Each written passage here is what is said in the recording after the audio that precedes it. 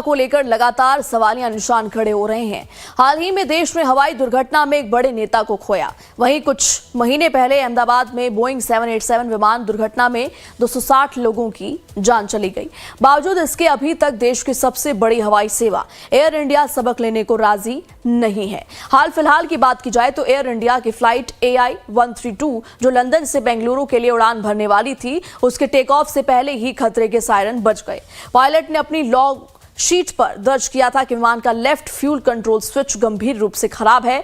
Log sheet के मुताबिक switch अपनी निर्धारित पोजीशन पर लॉक नहीं हो रहा था। स्विच इतना ढीला था कि उसे हल्के से छूने भर से वो कट ऑफ मोड में चला जा रहा था। यह महज एक स्विच की खराबी नहीं थी, यह आसमान में इंजन के डेड होने का सीधा न्योता था। फ्यूल टैंक से जो फ्यूल स्विच हम ऑन करते हैं तो फिर ये इंजन में जाती है और बाकी इंजन दोनों इंजन में सप्लाई करती है। इसका मेन काम वही होता है, ठीक है। उसके बाद बूस्ट पंप लगे होते हैं जो उसको गति प्रदान करती है और फ्यूल गति के साथ इंजन में जाती है। यहाँ जो केस हुआ है ये नंबर 1 इंजन का केस है, जहाँ पे पायलट ने अपने PDR that is called pilot defect report, उसमें उन्होंने लिखा है कि ग्राउंड पे जब इंजन स्टार्ट के दौरान फ्यूल जो है फ्यूल स्विच रन से चला गया कट ऑफ पे, रन से चला गया कट ऑफ पे। तो ये रन से कट ऑफ पे जाना कोई साधारण बात नहीं होती है। दरअसल किसी फ्लाइट में फ्यूल स्विच वो स्विच होते हैं जो विमान के इंजनों में ईंधन के फ्लो को कंट्रोल करते हैं। इनका उपयोग पायलट जमीन पर इंजन चालू या बंद करने के लिए करते हैं या उड़ान के दौरान इंजन खराब होने पर इंजन को मैनुअल रूप से बंद या चालू करने के लिए करते हैं। विमानन विशेषज्ञों की माने तो ये तकनीकी गड़बड़ी किसी डिजास्टर से कम नहीं है। फ्यूल कंट्रोल स्विच वो चाबी है जो विमान के इंजन को ईंधन की सप्लाई जारी रखती है। ऑफ पोजीशन में चला जाएगा तो फ्यूल की स्टारवेशन होने लगेगी। स्टारवेशन का मतलब है कि फ्यूल स्विच आप जो टैंक से है वो टैंक से fuel switch shut off valve on ही नहीं होगा, ऑन नहीं होगा तो फ्यूल के स्टारवेशन होगा, स्टारवेशन होगा तो इंजन शट डाउन हो सकता है। तो यहाँ ग्राउंड वाली बात है, ग्राउंड पे हुई है तो चलो उसका फिर से तो हो सकता है, बट ये बहुत ही बड़ी इशू है और इसके लिए एयर इंडिया, जहाँ तक मैंने पढ़ा है और देखा है न्यूज़ में, उन्होंने सारी अपनी जितने भी फ्लीट हैं बोइंग 737 के 777 के सारे उन्होंने अपना उसका जांच परख किया है, बट उन्होंने कोई एनोमली अभी तक नहीं मिला। अब सवाल ये था कि ये फ्यूल स्विच हवाई जहाज में कैसे काम करता है, क्या इसका ऑन ऑफ होना खुद से मुमकिन है, क्या है पूरी कार्य प्रणाली। ये सब समझने को वरिष्ठ पायलट ट्रेनर आलोक झा के साथ लाइफ टाइम संवाददाता रजनीश सिन्हा फ्लाइट सिमुलेटर में सवार हुए। देखिए।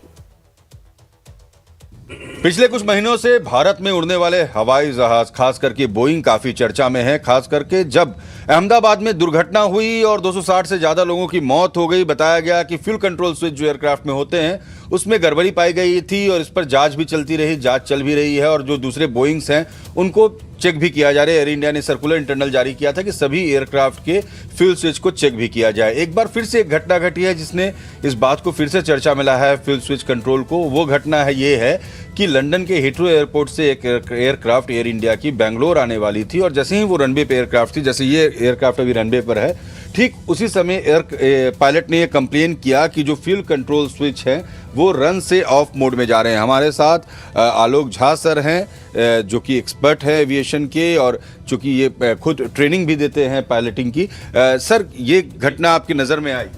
जी बिल्कुल, ये घटना अभी नज़र में आई है कि एयर इंडिया का बोइंग 787 ड्रीमलाइनर एयरक्राफ्ट जो है वो उसके साथ लंदन हीथ्रो में लगभग वही घटना हुई है जिसके कि कयास लगाए जा रहे हैं कि अहमदाबाद में सेम घटना हुई थी।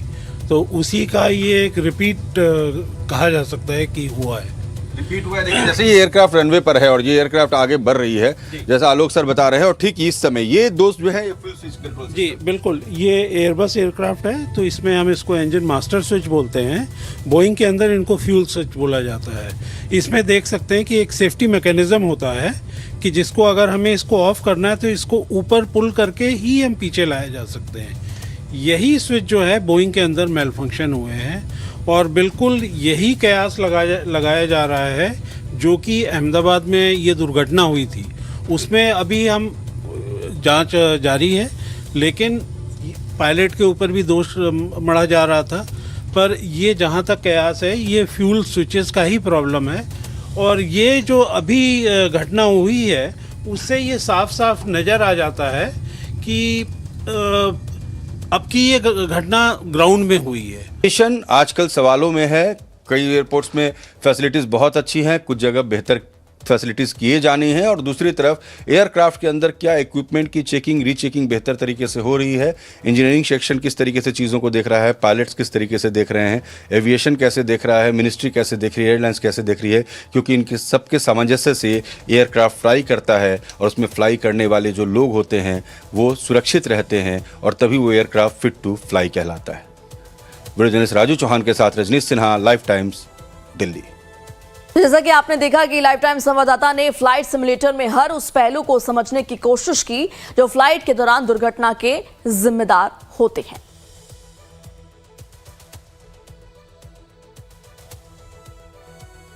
तो देखिए, एक बार फिर से चर्चा हो रही है कि क्या विमान में ये तकनीकी खराबी का सिलसिला यूं ही चलता रहेगा और लोगों को अपनी जान पर कह सकते हैं कि रिस्क उठाना होगा अगर वो हवाई यात्रा करते हैं। ये बड़ा सवाल है कि हवाई जहाज़ों में इतनी तकनीकी दिक्कतें क्यों आ रही है। एआई फ्लाइट को लेकर सवाल क्यों हो रहे हैं, एयर इंडिया के फ्लाइट्स में इतनी दिक्कतें क्यों हैं, ये लगातार सवाल जस का तस बना हुआ है।